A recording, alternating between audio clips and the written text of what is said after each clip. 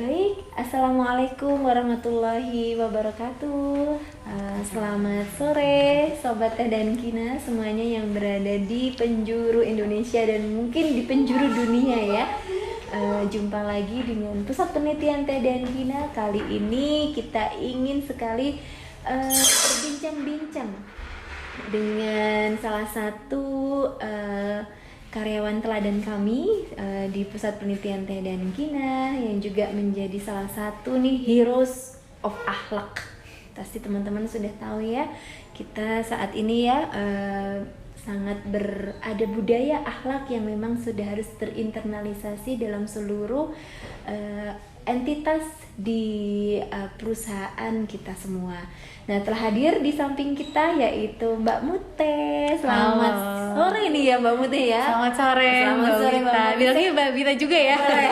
Apapun biar kelihatan lebih dekat. Lebih dengan Sobat Teh dekat. dan Iya Kina. betul. Halo, selamat sore. Mbak Muteh ini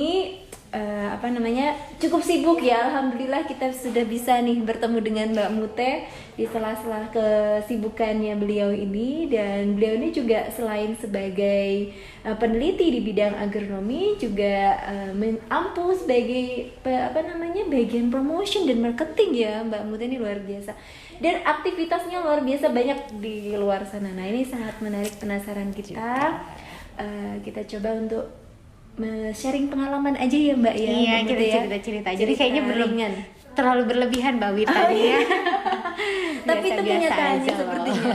Alhamdulillah kita juga mengenal Mbak Mute di komunitas teh, dan alhamdulillah juga teh semakin banyak lebih dekat ke anak-anak milenial.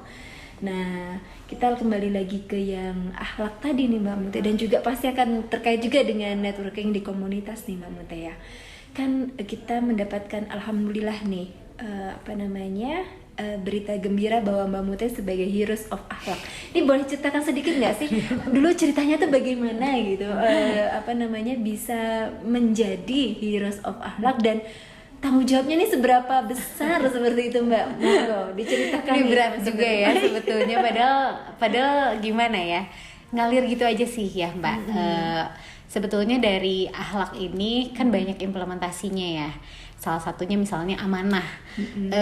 Itu tuh bisa kita lakukan selaku karyawan atau karyawati di perusahaan.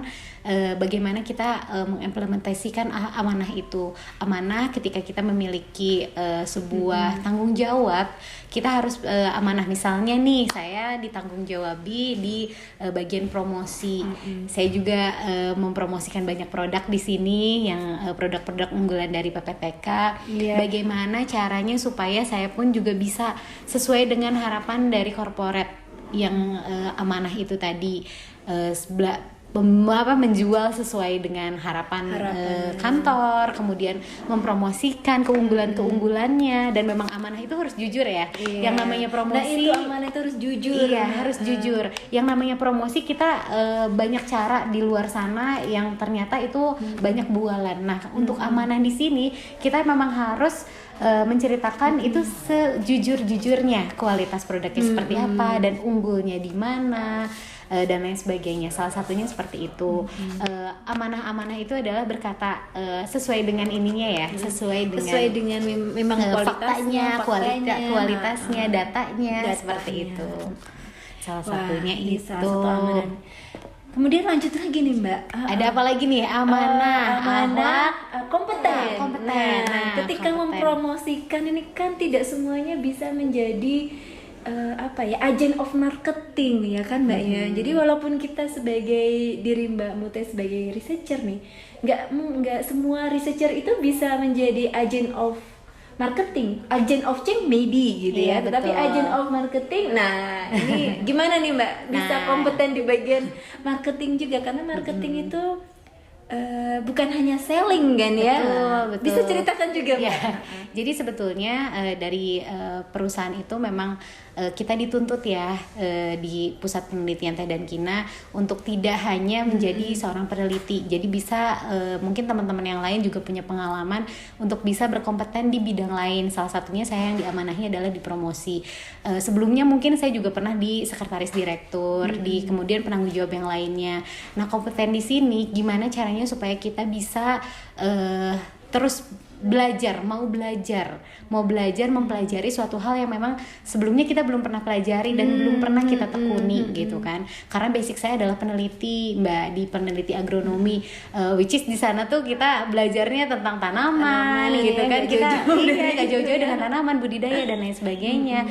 Kemudian juga dengan adanya tanggung jawab yang diberikan supaya kompeten, salah satunya adalah banyak belajar, Mbak. Karena sekarang media-media online itu sudah banyak yang menyebarkan informasi-informasi yang cukup informatif untuk kita belajar.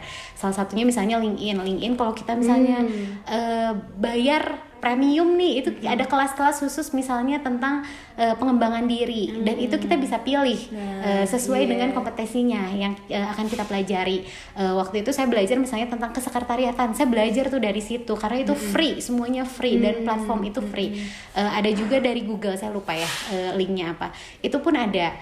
Yang penting kita mau mempelajari misalnya dari kesekretariatan seperti apa, kemudian waktu itu menjadi penanggung jawab agrowisata seperti apa, kita pelajari nih agrowisata tuh apa sih, kemudian seperti apa sih, kita juga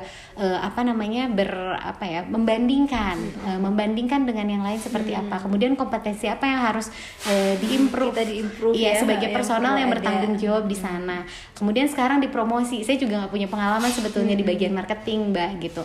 Tapi dengan banyaknya media yang terbuka secara online, dan itu juga tidak berbayar mahal ya, karena asal kita punya kemauan, ada kemauan untuk belajar, otodidak pun itu bisa kita meningkatkan kemampuan untuk self improvement gitu, self development, betul. Jadi salah satunya seperti itu sih, Mbak, sharingnya ya.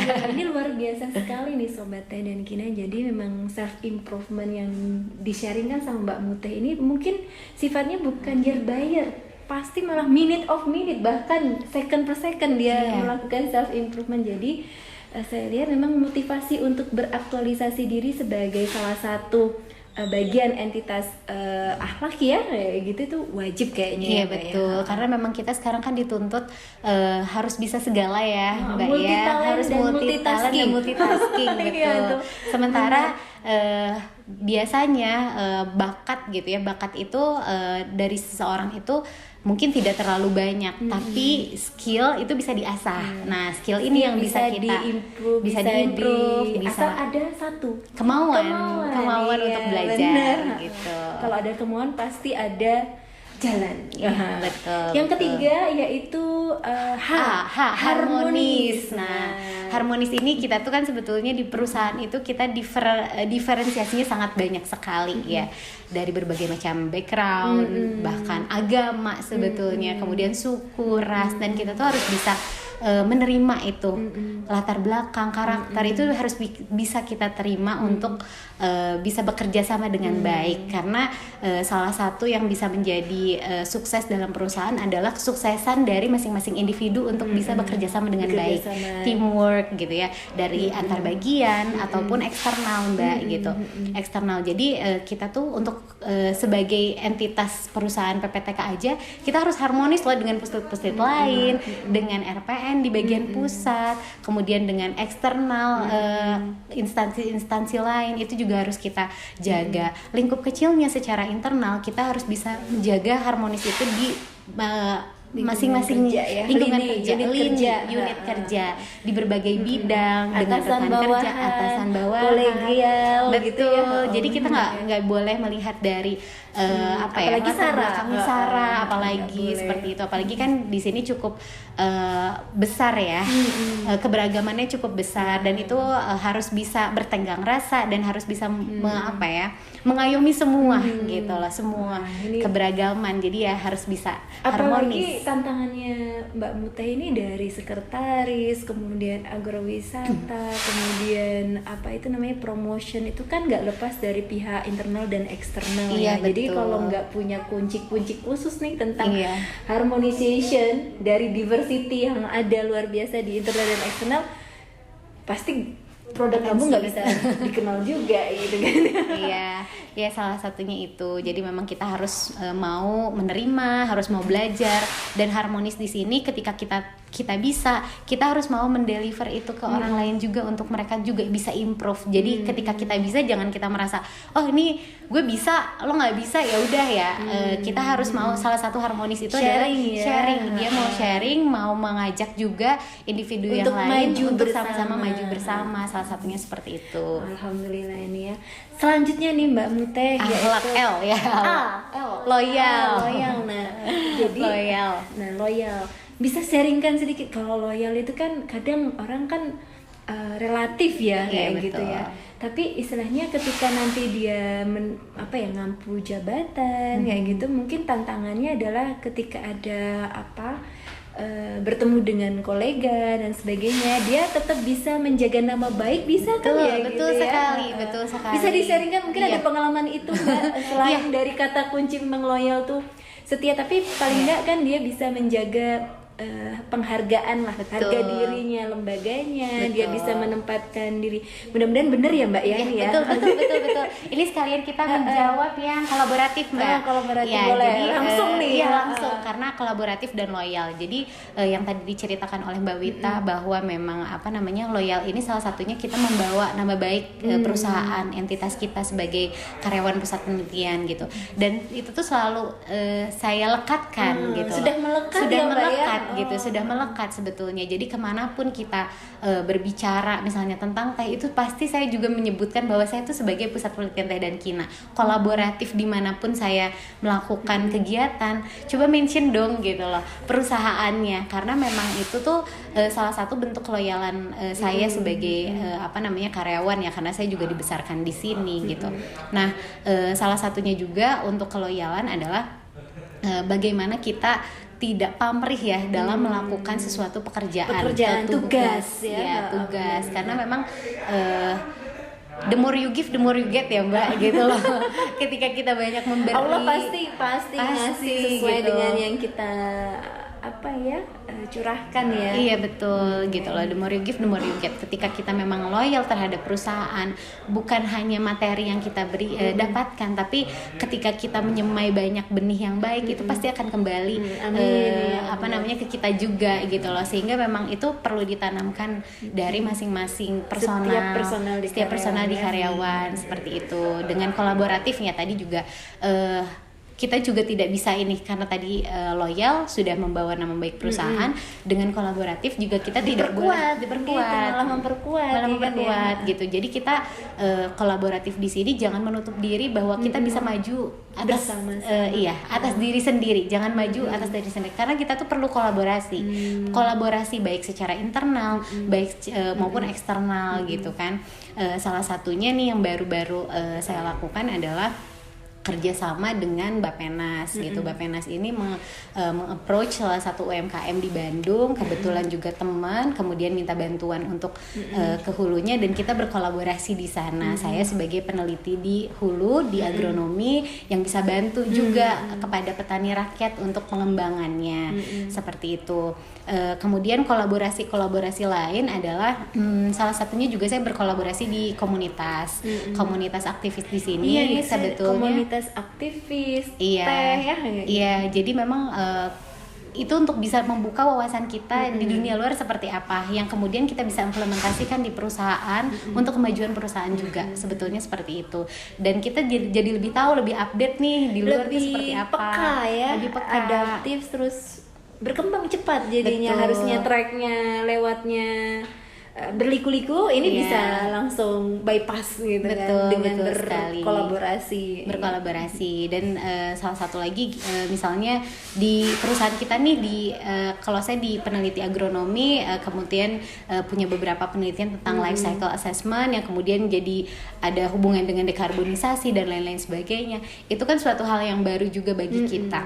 itu tuh kami Dan itu tantangan ya. tantangan, dan itu saya juga berkolaborasi dengan peneliti di luar sana untuk mempelajari hal tersebut gitu loh. Dan kita jangan jangan berpikir bahwa ketidakbisaan kita ya sudah stuck di situ, tapi dengan kolaborasi tadi ada jalan bersinergi dan lain-lain sebagainya sih itu. Saling support sumber daya. Sharing sumber daya yang tidak bisa di-sharing, salah satu yang dimiliki hanya terbatas bisa dipenuhi dari aksi kolaborasi itu ya Mbak Muti berarti betul ya. Sekali. Kita sulit misalnya narasumber, kita punya teman bisa ini kan, bisa kita undang untuk bisa berbicara gitu loh, yang dimana ranah-ranahnya tidak kita kuasai tapi mereka bisa menguasai dan kita saling sharing seperti itu.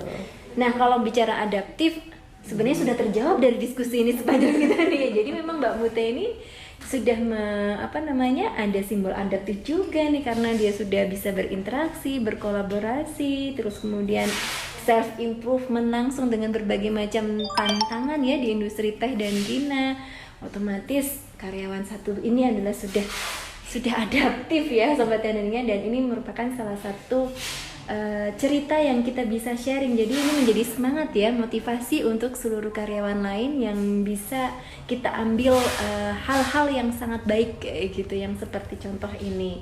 Nah, ini terima kasih banyak nih Mbak Mute. Sama-sama Mbak Wita yang benar-benar keren juga. Ini luar biasa juga ceritanya. Tapi satu terakhir Mbak Mute. Kendala selama menjalankan sebagai heroes of akhlak, kemudian dalam implementasi akhlak itu tantangan terbesarnya, godaannya nih kayak gitu apa sih kayak gitu? Mungkin bagi saya pribadi ya, mungkin ada satu dan lain hal yang menjadi bumbu itu biasanya diharmonis sih Mbak gitu ya, diharmonis. Jadi diversity itu ya, diversity yang menjadi tantangan. Kita tuh seringkali konflik sosial dan lain sebagainya, nggak enak atau dan lain sebagainya itu tuh intangible tapi sangat tangible ketika memang kita butuh dukungan seseorang atau personal tersebut gitu loh.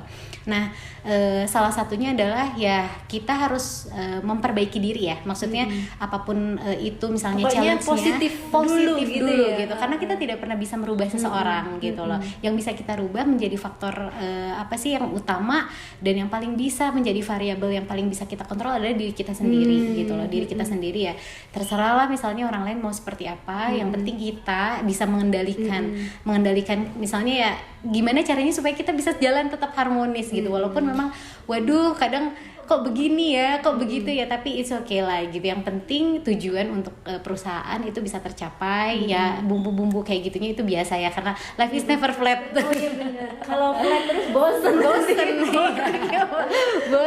Iya. Wah, ini salah satu masukan nih, luar biasa nih ceritanya. Tantangannya memang Indonesia apalagi sangat diversity-nya luar biasa ya Mbak. Apalagi kalau kita udah join dengan yang namanya consumer aja macam-macam kan ya. Belum lagi dari kitanya sebagai produsen, sebagai lembaga litbang juga itu dengan luar biasa tantangannya, tarik menarik ya istilahnya itu. Kalau nggak bisa satu arah, nggak satu tujuan, mungkin satu tujuan tapi jalannya beda-beda itu. Prosesnya yang harusnya cepat jadi ya berbelok-belok gitu lah gitu ya, namanya tantangan tuh nggak akan mungkin semuanya lurus-lurus gitu kan. Nah kemudian juga kita juga kan lahir dari latar belakang yang betul-betul berbeda, pendidikan yang berbeda, pola asuh di keluarga yang berbeda, datang dari misalnya perekonomian yang berbeda dan lain sebagainya, itu kan mempengaruhi terhadap pola rekan istilahnya itu jalinan komunikasi, relasi, hubungan sosialnya itu, jadi sehingga muncul beberapa yang memang harus akhirnya belajar juga rem sama belajar. Gas. Betul. Jadi kayak mobil kan kapan ngerem, kapan ngegas. Kapan ngerem, kapan santai aja. Itu betul sekali. Gitu. Dan itu pun juga ada tekniknya belajar juga. Saya juga banyak belajar secara online. Karena sekarang tuh mudah, online tuh tinggal cari misalnya tentang apa, cara misalnya menghadapi rekan kerja yang seperti ini. Baca saya pun gitu ya, coba online. Iya, kayak gitu. Terus udah kayak gitu ya kita kan punya pedoman, kalau di Muslim tuh ada Al-Qur'an ya. Saya kita juga banyak belajar di situ seperti apa sih gitu loh. Seharusnya kita seperti itu sih, walaupun memang masih sedikit yang bisa diimplementasikan ya, karena aduh kalau jadi hero tuh rasanya kayak sempurna banget, kalau saya jauh dari sempurna Mbak. Insya Allah kita semuanya menjadi heroes untuk diri kita sendiri dulu, sama keluarga kita yang terdekat ya. Tapi ini alhamdulillah nih Mbak, yang jelas konsep akhlak itu perlahan tapi pasti gitu ya, mulai terinternalisasi personal to personal di karyawan perusahaan kita ya yang tercinta ini. Dan mudah-mudahan ini semakin menjamur, kemudian semakin menjadi semangat bersama, budaya bareng gitu ya, menjadi terbudaya. Jadi nanti ada sebuah peradaban akhirnya, peradaban sekali. Untuk bisa berakhlak. Betul. Itu. Karena mungkin satu Mbak nambahin, sukses individu itu akumulasi perusahaan itu adalah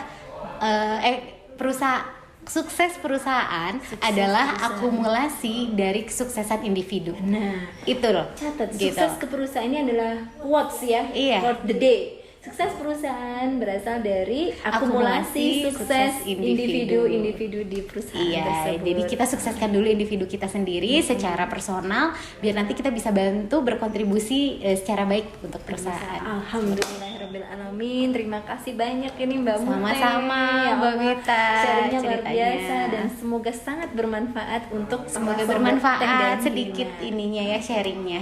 Terima kasih banyak. Ini sebentar lagi juga akan Idul Fitri ya Mbak ya. Betul. Mudah-mudahan Ramadan puasa kita ini bisa diterima, menjadi kebaikan berkah untuk kita semua. Dan kita akan bisa berjumpa di Idul Fitri 1443 Hijriah nantinya dengan rasa hati yang senang. Betul. Kan kemenangan ya. Betul, kita menang atas segala ego, atas segala hal-hal yang ini ya. Mudah-mudahan kita dipertemukan kembali di Ramadan tahun depan dengan akhlak-akhlak yang lainnya. Terima kasih Mbak Mute. Sama-sama Mbak Wita. Beraktivitas kembali dan bertugas kembali. Salam selalu untuk Mbak Mute dan keluarga semuanya dan untuk kita semua. Terima kasih Sobat Teh dan Kina. Kita jumpa lagi pada acara bincang-bincang berikutnya dengan kami Pusat Penelitian dan Teh dan Kina. Terima kasih, saya Sita. Kita akhiri dengan wassalamualaikum warahmatullahi wabarakatuh.